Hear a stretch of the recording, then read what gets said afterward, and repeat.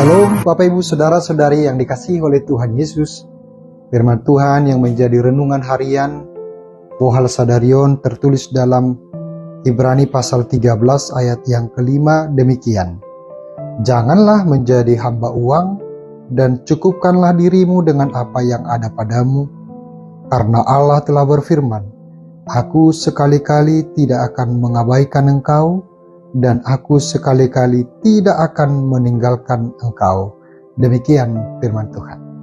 Saudara-saudari yang dikasihi Tuhan, teks ini sungguh-sungguh menarik sebab teks ini merupakan kritikan yang sangat tajam kepada jemaat pada waktu itu dan juga pada zaman ini, supaya kita tidak senantiasa hidup di dalam keserakahan, kesombongan, dan kemewahan. Dengan nasihat, cukupkanlah dirimu dengan apa yang ada padamu. Saudara-saudari, ternyata menurut Ibrani ini, ada dua tantangan yang selalu datang menghampiri umat manusia dalam kehidupannya, bahkan yang selalu menggodanya untuk jauh daripada Tuhan. Yaitu kalau kita baca, dimulai dari ayat yang keempat. Apa yang dikatakan dalam ayat 4? Hendaklah kamu semua penuh hormat terhadap perkawinan, dan janganlah mencemarkan tempat tidur, sebab Allah akan menghakimi orang-orang yang cabul dan penjina. Pertama sekali yang diingatkan adalah hati-hati, waspada dengan perjinahan, dengan percabulan.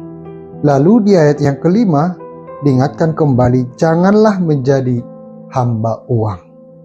Kedua hal ini menurut penulis Ibrani bahwa ini adalah dua hal yang selalu berdampingan, yaitu percabulan atau seks dengan harta atau uang.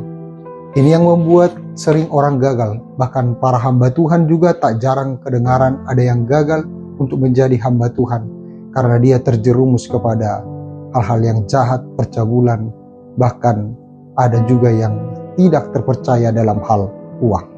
Karena itu penulis Ibrani sangat jelas mengatakan, cukupkanlah dirimu dengan apa yang ada padamu.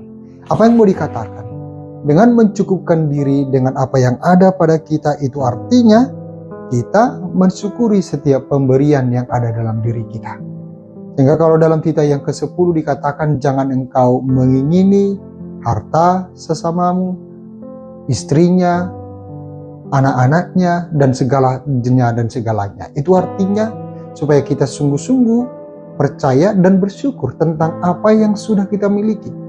Kalaupun ada sesuatu yang belum kita miliki, kalaupun kita memiliki cita-cita, visi, atau ambisi-ambisi dalam diri kita, bahkan keluarga kita, itu tidak salah.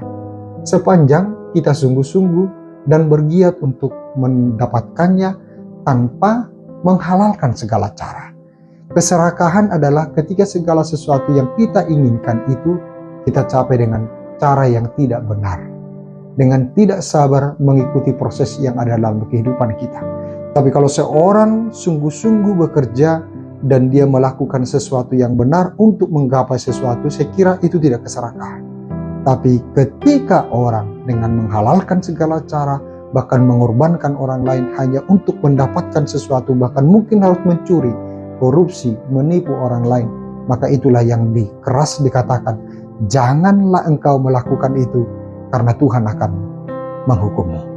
Saudara-saudari, apa yang mau kita terima dari firman ini? Paling tidak kita akan diingatkan akan tiga hal. Yang pertama, bahwa belajarlah untuk mengatakan cukup dan menerima pemberian Tuhan yang ada dalam diri kita. Bukankah dalam doa Bapa kami selalu dikatakan, berilah kami pada hari ini makanan kami yang secukupnya. Artinya setiap hari kita dicukupkan oleh Tuhan. Maka setiap hari adalah rasa syukur, waktu yang baik untuk selalu bersekutu kepada Tuhan. Yang kemudian bangkitlah dan bekerjalah sungguh-sungguh dalam mencapai apapun yang engkau inginkan. Ketika kita dengan benar, dengan sungguh-sungguh melakukan sesuatu usaha pekerjaan dan kita mendapat hasilnya, maka itulah yang diinginkan oleh Tuhan. Yang ketiga adalah jangan gunakan segala yang jahat hanya untuk mendapatkan ambisi. Saudara-saudari, sekali lagi itulah yang sangat diingatkan Tuhan dalam kita. Bukan berarti supaya kita tidak boleh untuk menjadi kaya, untuk menjadi sukses, untuk memperoleh banyak harta. Saya kira itu tidak ada menjadi persoalan. Bahkan Tuhan mengatakan, aku akan memberkati engkau dan engkau akan berlimpah-limpah dalam segalanya. Itu artinya dengan usaha yang benar, dengan sekuat tenaga, dengan dua-dua kita kepada Tuhan, maka ketika itu kita peroleh dan itu berhasil, maka itulah yang diinginkan Tuhan untuk kita lakukan. Karena itu, belajarlah mengatakan cukup dengan cara bersyukur tentang segala sesuatu. Lalu setiap orang yang mengenal rasa syukur itu, dia akan jauh dari keserakahan dan dia akan sungguh-sungguh bekerja menjadi orang yang benar dan terpercaya dalam segala sesuatunya. Karena itu, biarlah kiranya firman Tuhan yang menguatkan kita dan menerangi hati dan pikiran kita untuk melakukan pekerjaan kita sepanjang satu hari ini. Oras.